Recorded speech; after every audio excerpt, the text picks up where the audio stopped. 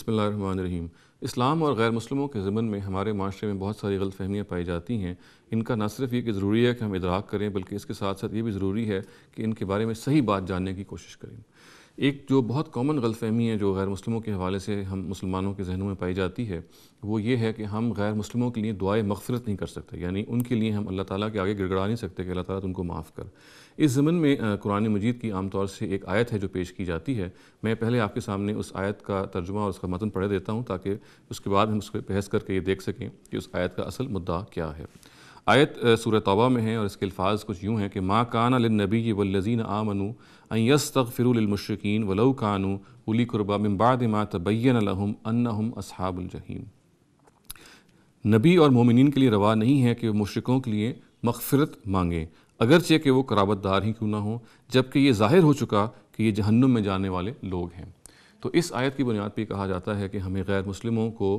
کے بارے میں دعائے مغفرت نہیں کرنی چاہیے کیونکہ یہ جہنمی لوگ ہیں۔ دیکھیے، سب سے پہلے تو اس آیت ہی سے بالکل بات واضح ہو رہی ہے کہ یہ کہا گیا ہے کہ من بعد ما تبین لهم انہم اصحاب الجحیم، یعنی یہ بات ان لوگوں پر جنہوں نے وہ یعنی بد دعا کہنی ہے یا مغفرت نہیں مانگنی ان پر ہی واضح ہو گیا ہے کہ وہ یہ جو مشرکین ان کے سامنے ہیں، جو کفار ہیں، یہ اصحاب الجحیم بن چکے ہیں، یعنی یہ جہنم کے کمپینینز بن چکے ہیں، ان کو اب جہنم میں جانا ٹھہر گیا ہے، جس کا ظاہر ہے کہ ہمیں معلوم ہوتا ہے پورے قرآن مجید سے پڑھ کے کہ اللہ تعالیٰ ہی نے یہ بتایا تھا کہ کون وہ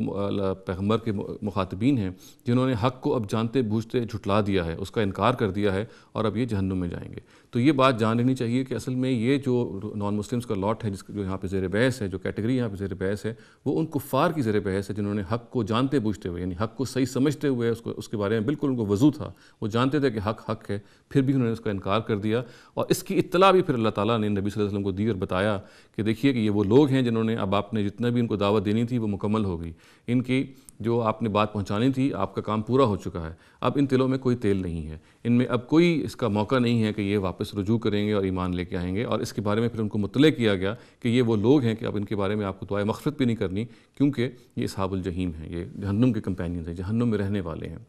آج ہمارے پاس اس طرح کا کوئی ڈیٹا نہیں ہے، یعنی اللہ تعالیٰ ہی ہمیں بتا سکتے ہیں کہ ہمارے مخاطبین میں سے وہ کون ہیں جنہوں نے حق کو جانتے بوجھتے ہوئے ڈیلیبریٹلی ڈینائی کر دیا ہے اور پھر جہنم کے مستحق بن چکے ہیں۔ چنانچہ ہم یہ نہیں کہہ سکتے، علی الاطلاق نہیں کہہ سکتے کہ ہمیں دعائے مغفرت نہیں کرنی چاہیے غیر مسلموں کے بارے میں، بلکہ اگر کچھ کہا جا سکتا ہے صحیح تر مفہوم میں تو یہ کہا جا سکتا ہے کہ ہمیں دعا کرنی چاہیے، اور دعا کرتے ہوئے یعنی جو مغفرت کی دعا ہے اس کے الفاظ یہ ہونے چاہیے کہ اے اللہ اگر یہ غیر مسلم یا یہ جو شخص ہمارے تعلق کا ہے یہ رخصت ہوا ہے، اگر اس نے حق کو جانتے بوجھتے ہوئے نہیں جھٹلایا، اگر یہ سرکش نہیں ہوا تیرے آگے، تو پروردگار اس کا کوئی عذر ہے تو اس کو قبول فرما اور اس کو معاف فرما۔ تو ہماری اصل میں پھر دعا یہ ہونی چاہیے، کیونکہ ہم اپنے سامنے کے غیر مسلموں کے بارے میں یہ ڈٹرمن نہیں کر سکتے کہ وہ کون ہیں جنہوں نے حق کو جانتے بوجھتے ہوئے جھٹلایا۔ ہمیں باہر اللہ تعالیٰ سے ان کے لیے دعا مانگنی ہے، اور دعا بھی ان الفاظ میں مانگنی ہے کہ اے خداوند اگر یہ کسی رعایت کے مستحق ہیں تو ان کو وہ رعایت فراہم کر، کیونکہ ہمیں نہیں معلوم کہ ہمارے سامنے جو صاحب پڑے ہیں یا جو سامنے جن کے لیے ہم دعا مانگ رہے ہیں مغفرت کی، انہوں نے حق کو جانتے ہوئے جھٹلایا ہے یا کسی اور وجہ سے۔ اقول قولی ھذا واستغفر اللہ لی ولکم ولسائر المسلمین والمسلمات۔